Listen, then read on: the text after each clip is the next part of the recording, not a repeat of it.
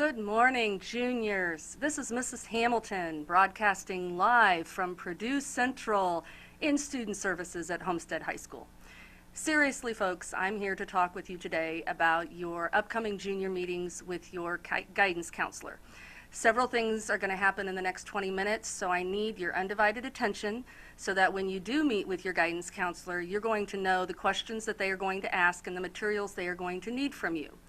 The first thing I'd like to do is have every one of you have your computers up and running and going to the SACS webpage. Once you get to the SACS webpage, I need for you to go to Homestead High School and then click on Offices, which is the guidance office is the one you want to click on. And then I'm going to briefly talk about what is available at that website for you to access to get more information during your junior year. In the meantime, I need advisory teachers to pass out this pink bulletin of information. It is for all juniors. They need a copy of this because I'm going to be referring to this throughout the video over the next 20 minutes. So let's back up a little bit. I hope that all of you have your computers up and on, and at the guidance webpage, once again, you get there through the district webpage, then go to Offices. Actually go to Homestead and then go to Offices and click on Guidance. To the left of this screen, you will see a multitude of information on the left-hand side that is there for you and your parents to access. Things that we have on there include dates for SATs and ACTs. We have study skills, a little link to study skills on there. We also have information on AP, we have information on scholarships, we have information on NCAA athletic eligibility. So there is a multitude of information that we hope that you will access in order to gain more information about your junior year. Your counselor will also show you this information when you get into your individual guidance meetings.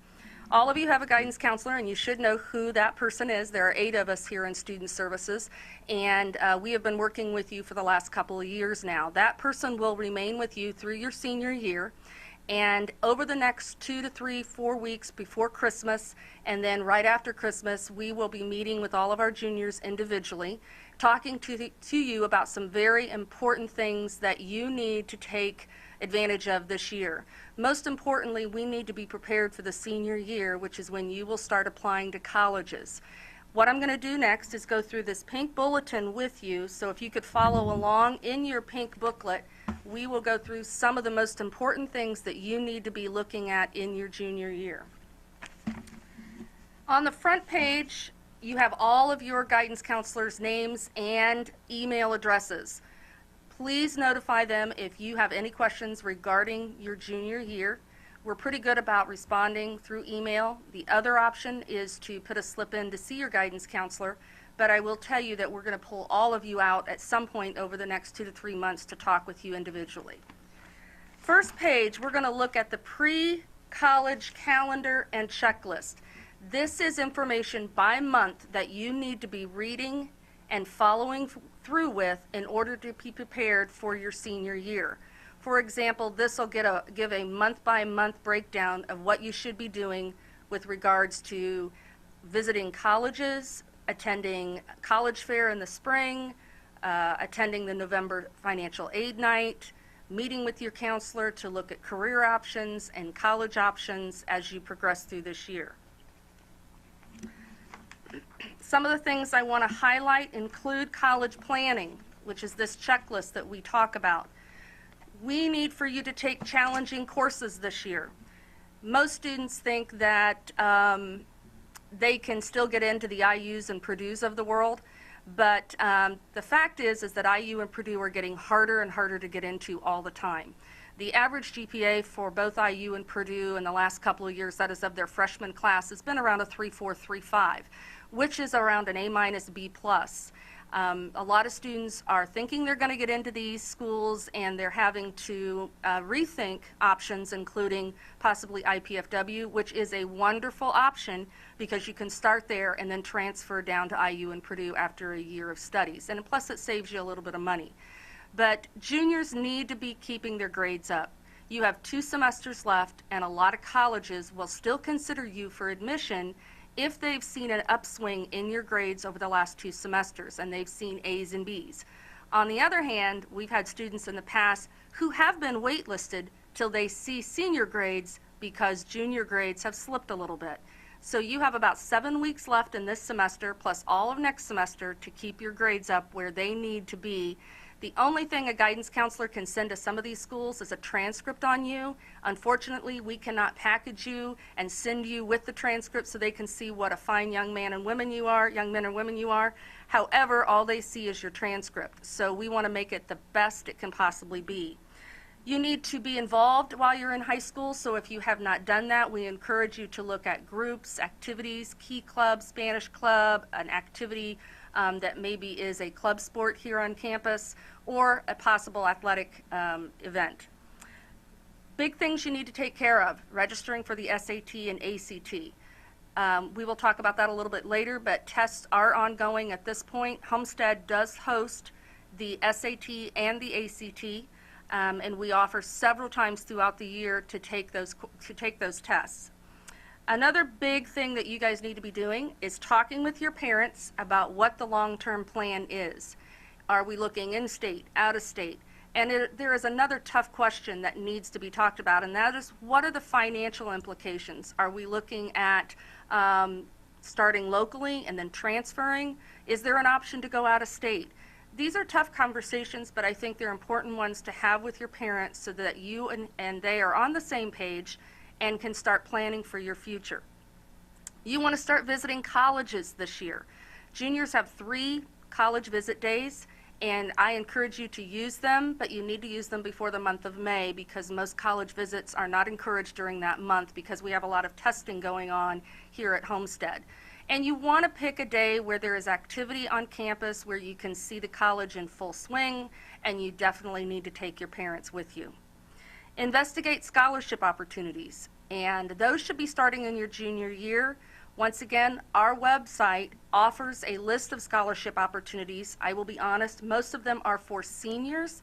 However, there are a lot of underclassmen opportunities if you dig for them. Volunteer and get involved in your church, your maybe the soup kitchen. We have a lot of options through Lutheran Hospital that we have students take advantage of. The big thing is that we want to see you as a well-rounded student and that you have an idea of maybe what you want to do when you get out of high school and into college, and volunteering can help kind of define those options that you want for yourself. Some students are looking at part-time jobs or an apprenticeship or an internship. You need to get out there and expose yourself to the different occupations that are available so that you have a better idea of what you want to major in when you get to college. Options after college include either a 2 or a 4-year program. Keep in mind that a lot of jobs nowadays are looking for more technical training and 2-year training, which can lead to some very good hands-on occupations if you're not thinking 4-year college. There's also trade and technical programs, there's also the military, and there's also full-time employment. The bottom line is that you need a diploma to do all of these things. So of course the first thing that we are going to talk with when we bring you down for your junior meeting is that you are on target for graduation and the diploma that you're seeking. Even the armed forces nowadays are requiring a diploma and not just a GED. Please speak with your guidance counselor about what option you're thinking about, whether it's a 2-year, a 4-year, a trade or technical, or possibly the military or employment. Keep in mind that colleges are asking us what kind of student you are when you were here, if you had any discipline issues. They want to see transcripts, and even the military needs an ASVAB score, and even the employment opportunities. The employers want to see what kind of student you were. So it's very important that you lay a good foundation right now so that you have many of opportunities when you get out of here. Okay, we're going to move on to this information, which I'm going to display once again, which is the diploma options and those requirements for your diploma. Most of you, or should I say all of you, should know at this point what diploma you are seeking here at Homestead High School, whether it be the Academic Honors Diploma or the Core 40 Diploma, or some of you have even opted to do the General Diploma, which is still a high school diploma and can get you your 40 credits and graduation. Just keep in mind that when you meet with your guidance counselor for your junior meeting, they will be looking at your transcript and they will be going over with you your, I guess, if you're on track for your diploma. They will look at a transcript, they will run that for you, and they will hand you a copy so that you know what you still need to work on to finish up your diploma requirements. I'm not going to spend the time today to actually go through each of the diplomas and what you need to have, but please express any concerns to your counselor when you meet with them for your junior meeting about whether you're on track for your appropriate diploma. Inside the packet is also a worksheet that you can use to determine if you are on track for the diploma you are seeking. And there are places to check off so that you know that you have met the requirements that are being asked of you.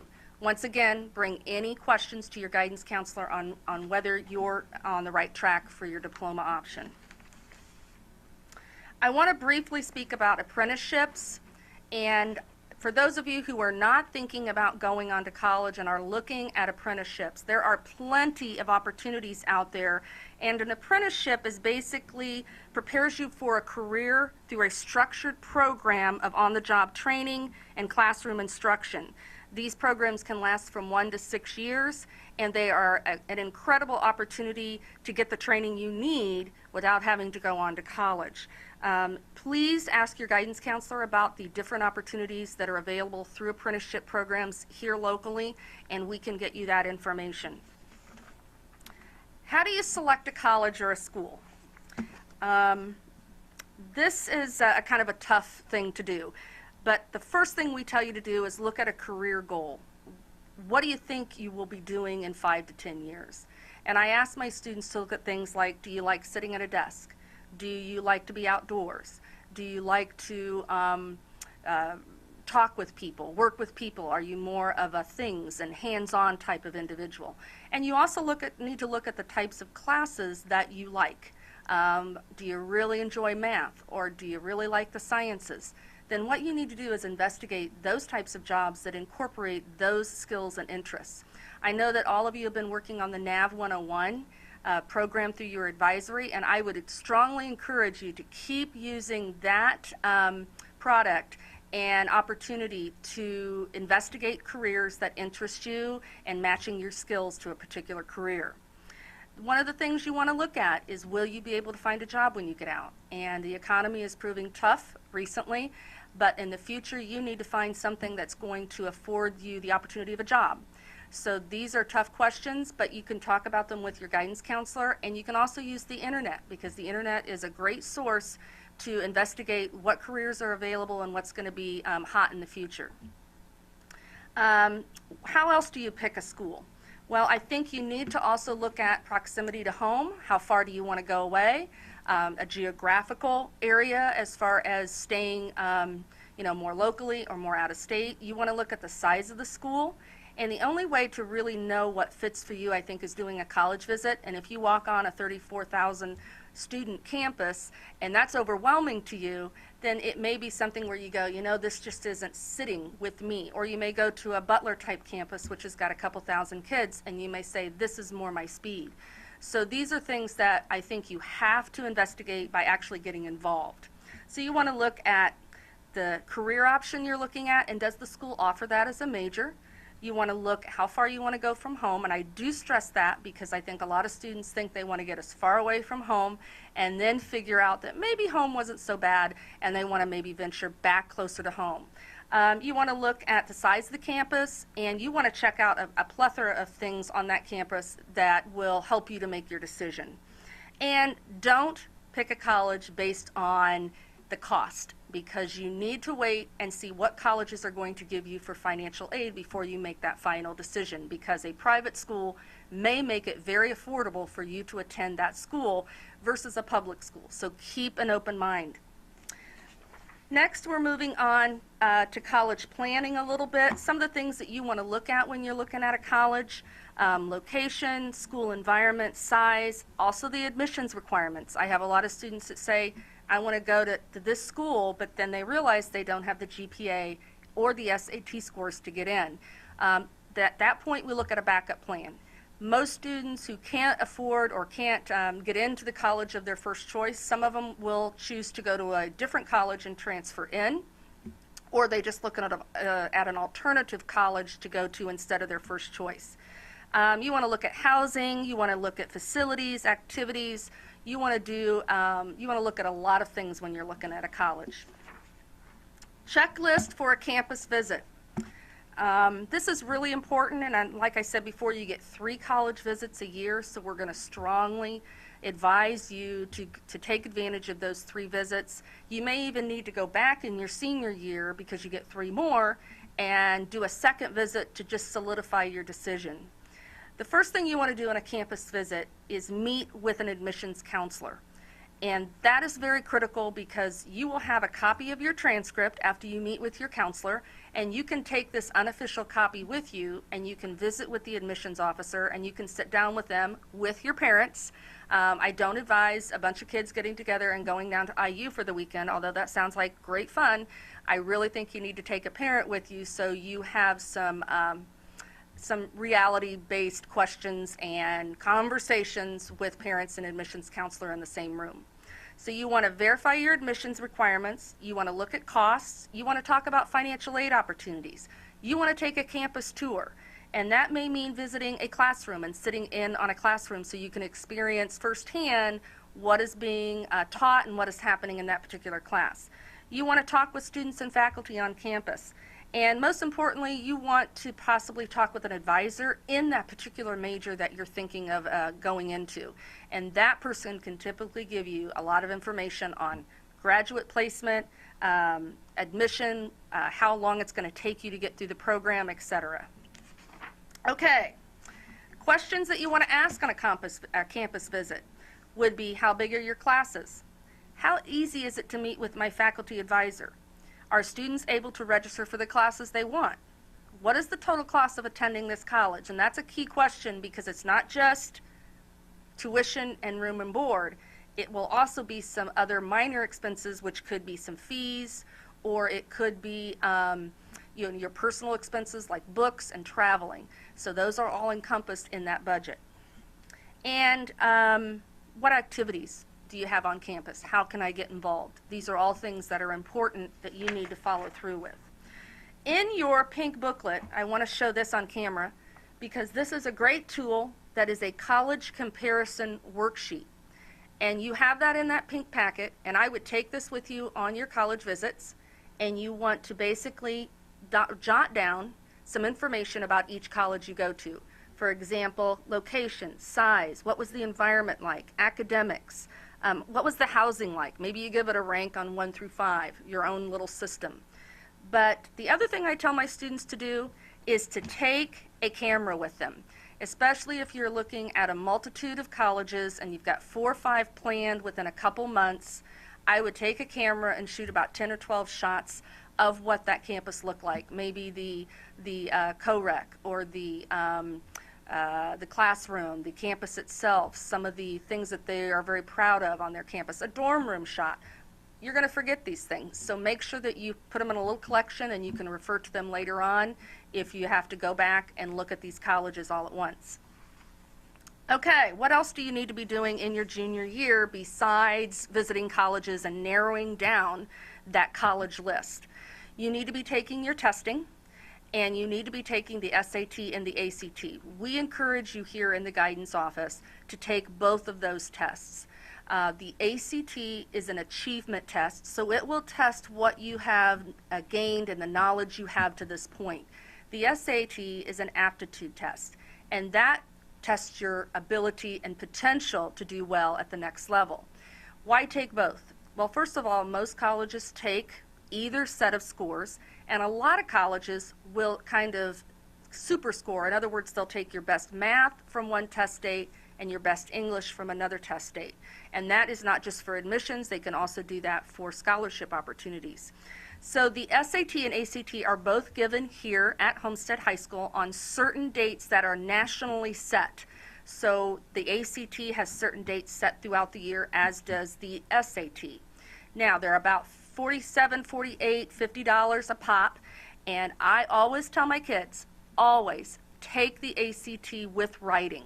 You want to take that with writing because a lot of colleges will not acknowledge the test if you don't take it with writing. The ACT has a reading component, an English component, a math component, and a science component. The SAT has a critical reading and a math and a writing component. Our ACT also has that writing option. So how do you prepare for these? We have an SAT prep course here at Homestead. College Board has practice tests on their website for the SAT, as does the ACT organization. The best thing you could do is get a good night's sleep and be prepared to come in that day and do your best on the test. We do encourage you to possibly take one or both of those tests over. So if you can get one or two of those tests done in your junior year, then you are done. Or you may want to come back in your senior year and take one of those tests again to see if you can improve your score. The other thing I tell my students is check with your individual colleges, because if you were to get a point higher, and maybe it would move you into a different scholarship bracket, but you wouldn't know that necessarily unless you check the individual websites.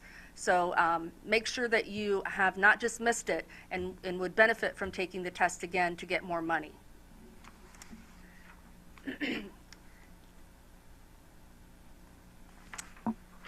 This will talk to you on the third page in. It will talk with you about the standardized test dates, and we do have those listed here for the SAT and the ACT.